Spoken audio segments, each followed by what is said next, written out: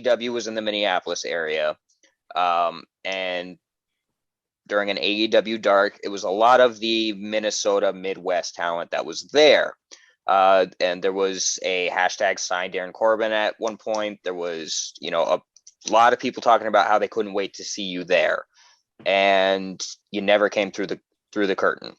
How do you feel about the AEW snub, so to speak? And is that something that you use as fuel and as a chip on your shoulder?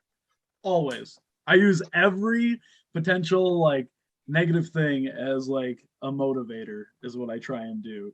And the thing about it was, I guess part of me was this is going to come across as odd. And it's going to be funny because if people are listening to this and they're like, wait, is he talking about me? That's the part that I think is going to be funny. For some people, when I saw who was there, I was like, they don't need me. That's not the deal. Like, if you want to like focus and have me have a solid match, like I felt Ja had a great match. Mm-hmm. And I was like, if you want to give me that opportunity, sure. But if you do just want somebody to put over Wardlow or whoever, I use that because take that cannon. Anyway, but you want somebody to like just put over somebody in like a couple minutes, have at it. You can have anybody else. The thing that was always weird is I always think to myself, like, if you're to come through and like you don't get selected, does it make you any like less valuable, or is it because people aren't talking about you or whatever it is? And sure, like those thoughts went through my head like at first, and I was a little bummed at first just because the experience would have been cool and getting to see friends would have been cool. That's what I always liked about doing extra work and catering, because I love food, so there's always that. We'll get there. Oh, it's coming. But anyway, the more and more I processed it, the thing that I thought was cool is that there are a lot of people who were like, because there have been book Darin Corbin or sign Darin Corbin signs in Chicago, in Milwaukee, and Minneapolis now.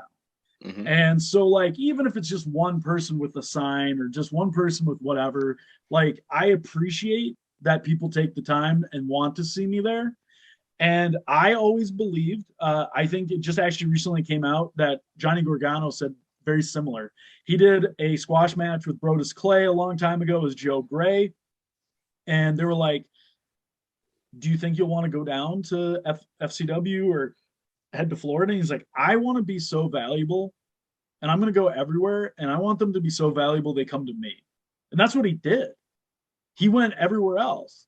So the deal is I'm just going to keep doing my thing. And like, when you want me, when you realize that I'm valuable to be on your program, you can get a hold of me very easy. But if you just need somebody for the sake of hopefully catching somebody who gets thrown into the front row, absolutely. You can have the you can have I just laughed because I give Petey crap for dropping her. It looked like she dropped her. That's why I was giving him a hard time. Yeah. But if you just need a plant, if you just need somebody, there's no point in using me. But if you want somebody to focus on, absolutely. But I also know that that's not why, it's like dark matches aren't there for you really to get a job necessarily, but some people get a hype match. But that would be my take. I've heard through the grapevine they're now more like, guys, we can't have them be just WCW Saturday Night Squash matches. We gotta let the talent get some shine in now. Well, and I was watching, and some of the guys that you can tell that have like promising or potential have had like a little bit more competitive matches, and I think that's awesome. Like I was watching, I think I was actually at the gym running, and I was watching the Dark, and I was watching that, and I thought there were some really good matches on there that focused a lot of guys. And I've seen my friend, Anthony, who I mentioned earlier, Anthony Green had a match with Adam Cole, and he's wrestling Tony Nese and getting featured. So Anthony's one that I would love to see signed, Sure. And I mean, it's not like it can't be done. I mean, we just saw Lee Moriarty get signed, and he was just doing work on Dark. And so it's not like it can't happen. No, and so like that's the thing. I try not to get discouraged. I try not to, and then I just keep trying to do my thing. And I have like so much in 2022 that I'm optimistic without it. But it's not one of those things where I'm not going to ever be like, oh yeah, I'm too good for it. I'm not going to be that Right. guy either. But I kind of know that it has to be a meeting in the middle for it to work out for both of us.